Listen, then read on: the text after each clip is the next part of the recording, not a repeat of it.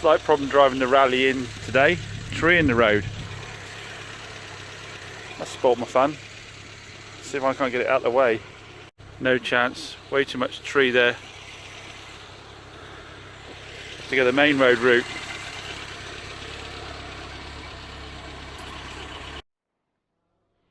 So Stu's blasted the old 500 with the paint last night. Just started de-taping it. So we've got a nice even colour all the way along the car. And it's not too bad matched to the old paint. This hasn't been polished yet. This will come up brighter once it's polished. This is still a bit dirty. There is some flattening and polishing to do with the paint. We've got a little bit of trash in it, so we just need to sort that out. So the whole thing will be like probably 1200, 1500, 2000 and then compound. And then we'll compound the panels adjoining it as well to make sure they're as bright as they possibly can, and then get her up for sale. Put all the trim back on and get her up for sale. Like I always say to you, removing as much trim as you can makes life a lot easier. Taking the door handle off, indicator out, wing mirror off, the trim off the side of the door there makes the job a lot easier. You haven't got, last person that painted it had a line all the way along here where they hadn't taken it off, and that led to not a good finish. You can tell straight away it had been painted this way. When that trim goes back on, there won't be any line in the paint at all. So let's get cracking and get that done. So we've got Petey on the chain, got the rocker cover off. This is the Corsa we're doing the chain on. You asked to see it, guys. All the cams look in good condition. All looks in good nick. All the spark holes are super clean. Should have noted that. It just needs this tensioner changing out. But you have to get all this off to change it out. So we've got to get all this. We've got to get the water pump off, get the whole side of the engine, support the engine, take the engine mount off, get the whole side off there, swap it out. So we've got the new chain, got a new tensioner. Just in case of getting cracking. Correct myself, in case of Pete getting cracking. So we also have a new water pump because Pete wasn't happy with the old water pump on the car, which, to be honest, as we're going to this effort, it makes sense changing out the water pump because you've got to get all this off anyway.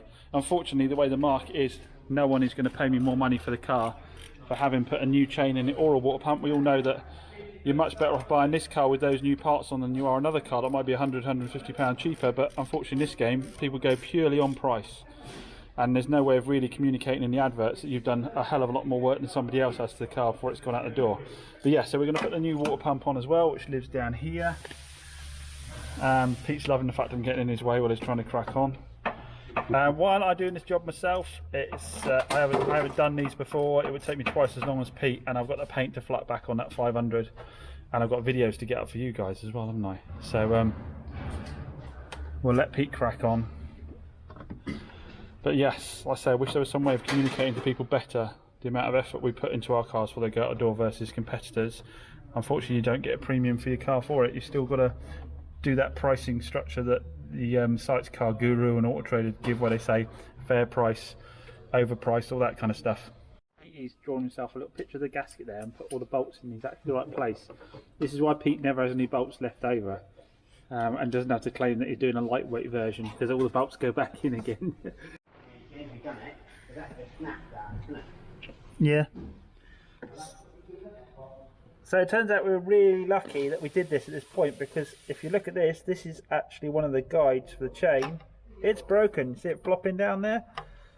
It's absolutely broken. So that was giving no tension on the chain there. So bits of plastic flying around everywhere. The tensioner here is, you can't really see it, it's poking right out, but I've not seen that before. That's actually completely snapped. So good job we've got Petey on the case changing that out. That could be causing it all kinds of problems. I'm amazed it wasn't even making more noise than that, because once it had initially started it was actually quite quiet, but as you can see, that chain is flapping along. So when you're looking at buying that car, as we were saying earlier on Auto Trader, especially these 1.2 Corsas, price is not everything, guys. You want to know about the history, you want to know about whether it's had a chain done or not, because even if something that severe doesn't happen, the tensioner back here fails and stops the tension on the chain, and basically this is what's deciding whether your valves and your pistons meet each other. So that could have easily completely lunched the engine. So good job we got on that. Probably somebody was hearing that rattle, and that's why they part exchanged it in and it went through the auction in the first place. It's not hugely expensive to do. Obviously Pete does me a really good labour rate. It's still going to cost me a couple £100 in parts and labour. For a garage, probably nearer £300, but definitely worth having done. If you're getting one of these 1.2 Corsas, check if it's already been done. If it hasn't, factor it into your costs. You can actually see in the casing here where it was actually, this is what was holding that broken guide up, and you can see it's marked the actual casing there where it was rubbing against it. So I was very lucky when I drove this back from London, wasn't I, guys? Just so you guys don't think I'm slacking while Pete's doing that timing chain for me, I'm in here with the 500. I have 800 grit, a small few areas. Wasn't that bad, it needed a lot of 800 grit in. Then I have 1200 grit and 2000 grit it. And then now I've got the 3000 compound to do on it. I only pay Pete to do jobs when I'm doing other work. I'd never pay him to do work that I could do myself just to sit around. That doesn't financially stack up. Scott would like to make a disclaimer that Cowpole is possible, has zero effect. It's possible, has zero impact on improving the running of a 1.2 Corsa, just so you're aware of that. But yeah, so we'll get on and 3000 grit machine polish this now, and then get the rest of this, get the rest of the taping off, get the bits of trim on. I am going to outsource the cleaning of the seats. These check seats stain quite badly, and I know some guys will do a fantastic job on it, so I'm going to outsource the check seats to be cleaned, and then we can finally get it up for sale. So that's where we've flatted to 3000. That's where we've now machine compounded. So you can see by going to 3000 and then on them with the compound, we get a really nice finish straight away. So it's just a lot of graft, and as anything worth doing is. We've done the bonnet. So yeah, just got to do that panel and that panel there. Then the whole car needs a really good clean and polish before it goes off for that interior detail. So my good friend Ross is having the Corsa off of me. I think I already said that. I've just given it a service for him, given it another clean up. It's for his daughter. So the way I worked the deal with Ross being a friend is I told him exactly how much money I had in the car. I then told him what discount I'd give him and how much profit that would leave me. And I said to him, that is there, and it's only a couple £100. I said, that is there in case Sophie has any problems with the vehicle. You know, in the first sort of 3 months. So that's there as a little buffer for me to get some bits done for her. So I may end up not making anything out of it at all, but he knows up front how much I'm effectively making out of him, in inverted commas, because obviously for a couple £100 probably isn't worth the time and hassle and all that. But I know it's a good car. We did the safety check on it, we changed the rear shocks, we checked the brakes, didn't we? I fixed the heater controls on it and the gear lever that was jumping up and down, and no, sorry, that was the other Corsa. I'm getting mixed up between the Corsas now. But yeah, I mean, it's a really clean car. I've sold it to him, you know, pointed out to him that it's got the sort of the bit of gap there on the front bumper, and it's got the little ding in the quarter here. The book for this was about 2.4. He's paying like £1,700, something like that for it. Like I say, I'll only make a couple £100 out of it, but she's just had her car written off, and he's a good friend, so up front is always the way to be. And he knows I'm not making a fortune off him, and hopefully that means he won't expect me to fix everything under the sun with it. I'll give it a basic warranty on the engine, the gearbox. I'll cover the clutch for her on that. I don't want that to go on her. I have no reason to believe it will, but I'd cover that as well. Gearbox, an engine, but obviously trim wise and buttons and that kind of thing, you know, wouldn't be covered. It's not financially viable at this kind of money to do that.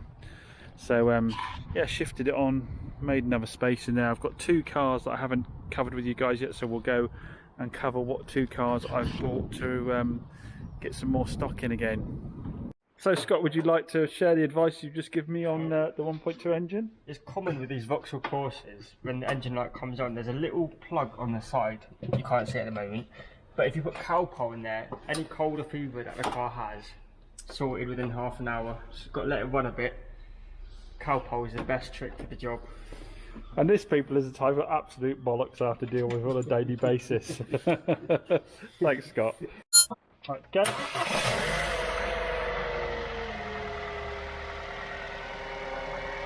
There we go. No rattly bike chain. The blue Corsa's gone. Sold to a previous customer who had a Chevy Spark off me. They were happy to buy it spares and repair, $995. It's made about 150 quid profit from a £780 investment, something like that. The VAT man had as much money as we did. He got about 120 quid out of it. So we didn't lose money on it, we didn't make money on it. I wouldn't like to think how much time I spent faffing around on it, but it's cleared up a space for another car. It's out the door with some lovely people we know well. And I'm confident they know the score. They're going to drive with the light on, they're not bothered about it, and then just bring it back to us, get it reset for the next MOT. So yeah, onwards to the next one, and hopefully we can make a little bit more money out of the next one. So the little Chevy was doing my nut, so I stuck it on eBay with no reserve, and it's just sold for £670. So that's made an almighty profit of about 50 quid. So it was a colossal waste of time. So another lesson has been learned. I thought that was a great little car, 55,000 miles, 2010. Yes, it was Cat N, but it had a long MOT on it. I thought it'd be a great little run around. The trouble with it is, it's the look of it. I think the look of it is just not there. The Chevy Sparks fly out the door because I think they look a bit doody. This does look old. And a lot of people that came looking for cheap cars, just even though they wanted a cheap car, couldn't bring themselves to buy a Chevy. So my most profit would have been to wash it and just put it up for sale as it was, but you know, I brought it in, did a safety check, had Pete do a little bit of work on the brakes, that kind of thing. Shouldn't have wasted my time really, but it is a big learning curve, guys. And again, I didn't lose on it, so every one that I do that's not a loss is a plus. So I've been able to have a learning lesson without it costing me anything. But I may have made an almighty mistake, a bigger one. I've sold the Rally. Oh, I really don't know whether I should have sold it or not. So this is the story with the Rally. I put it up for $7,995, which I thought was a very cheeky price, because it's still got the lack appeal and all that, hasn't it? We know it drives well, I drive it all the time. It's just got terrible paint. So I put it up at $7,995 because I figured if I sell it, I've got to sell it at a price that's worth having. And I thought at the end of the day, it owes me $6,100, I think, with everything all in. I overspent on it, as we know. It owes me $6,100. I had loads and loads of offers at $6,500, some offers at $6,750. And this one guy rang me last night, chatting away to me, and he has given me $7,200 for it, which means I'm making over £1,000 profit, more so than, you know, on a lot of the other cars I do, and I've had a lot of fun driving it. At the end of the day, everything I buy has to be for sale, doesn't it, really? That's the business I'm in, and if it's making me a decent profit, I should do it. Yeah, my concern is I don't think I'll ever get in another one again, and this is crazy fun. So even as I'm recording this and saying this now, I think I got a great price for the car. I just think if I ever want to get another one, it's going to be nigh on impossible without spending well over 10 grand. So what I have to do with that money now is find something else that's on my list of cars I'd like to own, that I can drive for a bit and make some money on again, so I don't feel so bad about this. So suggestions below as to what that might be. Or again, if you want to just put below, James, you're an idiot, you should never have sold the Rally, feel free to put that as well. Don't forget, I've got my wide body Sebring MGB project inside that I still need to get cracking with, and I've got my MGB Roadster at home. I really do need to finish that Sebring project. I've got about £6,000 in that and haven't finished it yet, so I really do need to get cracking with that. The sensible thing to do now is use the money from this to get something stock wise and then get cracking and finish the MGB. But obviously while the MGB is not done, I want something fun to be able to drive around in. I don't know. Anyway, suggestions below. If I've got sort of, let's round it up to £8,000 burning a hole in my pocket for something I can put into stock, have fun with. Now, I don't want anything big. You know, I'm a big guy who likes little cars, aren't I? So I want something small and light and fun, and I don't want it to have loads of toys for me to have to fix in it. cars that I'm thinking of at the moment. I've never had a Renault Clio 200. I've always liked the look of those. I know they're a bit newer, but they look like a bit of fun. A 306 Rally is something I've always wanted to try out as well. What else? What else is there that I could get that I could run around and have fun? Quite fancy another 2CV. I have been offered a cheap 2CV every night, but I need to fix it up. So I'm not sure that I can do that. I haven't got time for a project at the moment. It needs to be something that I can run. It needs to be a rolling project, something I can run and have a bit of fun in as well. So yeah, suggestions below of what you think I should be buying with that kind of cash. Got to be older, got to be interesting. Stuff like the Cooper here doesn't really float my boat at all. I want something lightweight, chuckable, bit of retro cool to it, around about 8k, that I can then maybe sell on at around 10k with some improvements. So put your suggestions down below. I love your Rally. I really don't want you to go. Trouble is, I am in the job of selling cars to make money, aren't I? That is my job, and I'm not wealthy enough at it yet to be able to just have a private collection of cars stashed away somewhere. This is why I send it over to the boys over the road. What they can do with this check interior, I can't with an entire day. They do a fantastic job on these Fiat 500 interiors. Cost me 45 quid, but they've wet cleaned all the carpets, they've wet cleaned all the seats, and the car now looks absolutely minty. Game on. So 500's all done, ready for its photo shoot now. After the boys have given that interior that fantastic clean, I've given the tyres a bit of a clean up, given the body a bit of a compound and a clean up, and I think she looks pretty fantastic, to be fair, guys. So a 2012 with 30,000 miles on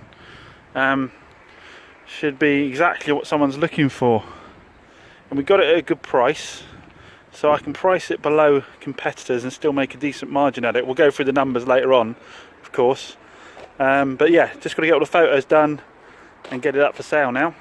The white 500, we bought it from BCA for 2167, which I thought was pretty cheap for a 2012 with 30 odd thousand miles on it. Delivery, I went and drove that one back, didn't I? So that has only got the cost of the fuel on it. The other two fuel here from some other cars, I had to put fuel in and I hadn't put the money out against it. So if I have a car that has some costs post me doing these calculations, I add it into the following car to make sure I have a real true calculation. The marketing contribution is I put £50 on every car. A lot of people say, oh, you haven't factored in insurance and marketing. I put 50, as I said in previous videos, it's £300 a month for my marketing and my insurance. I put £50 on each car until I've covered the £300. So that is factored in there. We've got a bulb for something. The first lot of paint from Marlowe's. The MOT, set of brake pads I put on the front of it for the advisory, and the second lot of paint. I'm trying to think what other costs I might have. There may well end up being a service in there as well that I'll do. So that'll probably add about 50 quid in components to this cost. So the total is 2428 at the moment, with £26 in VAT to reclaim. The book says 4495 for it with that miles on the 2012. I'm gonna say that I think realistically, for a quick sale and to try and get it out the door, I mean, let's say 4,000. Worst case scenario, 4,000, 3995. That magic number, make it a super cheap, low mileage 500 at age. So my margin would be £1,833. I'd have to, so that would be that's the margin of the sale price minus the cost price of the vehicle. I just wanted to double check that quickly, so that's the calculation's working right. So yeah, so sale price is 4,000. VAT man doesn't care about all of this. He wants the difference between the purchase price of the vehicle and the sale price of the vehicle, which gives me a gross margin of £1,833. You've then got the VAT on that margin, so £300 goes to the VAT man. So the balance is £1,266 is the true net profit on the car if I sell it at £4,000 plus the reclaim VAT. So that'll take me around what the 1290 sort of number on it, which is a good margin on the car. There was the hassle of having to paint it twice, but yeah, but you know, if we can make that kind of margin on it, the MOT was nice and hassle free. That didn't cause too much problems wise.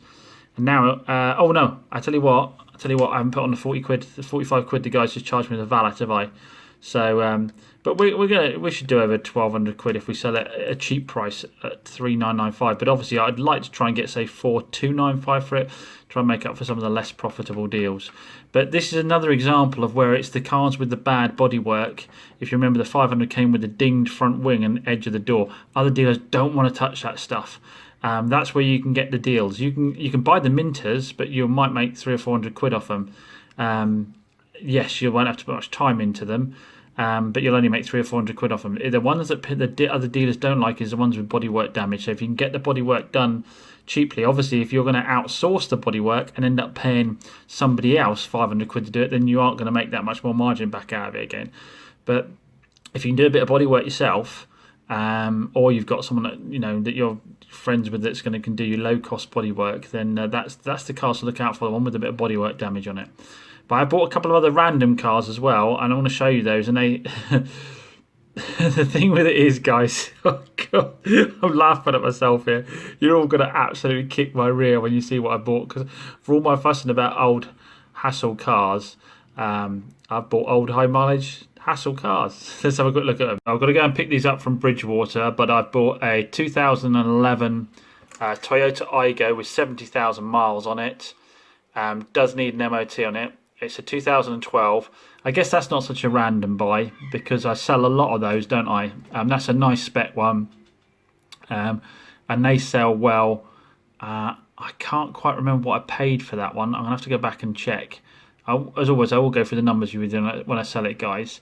Yeah, so fingers crossed that one's okay and the engine's good, because either the engines are spot on with these or they smoke, one or the other. Then this one, I've bought 120,000 mile Hyundai i10 Classic that also needs an MOT. They've both got MOT on them, but it's too short for me to retail with the MOT that's left on them. 2010. Now, I did snag this for £500 including fees. I already started advertising. I use these images to start advertising the cars even before they get to me. And I've already started having messages on it, advertising it at £1,500. My idea with this one is get it for an MOT, but don't do anything else to it, and then just try and make 500 quid out of it.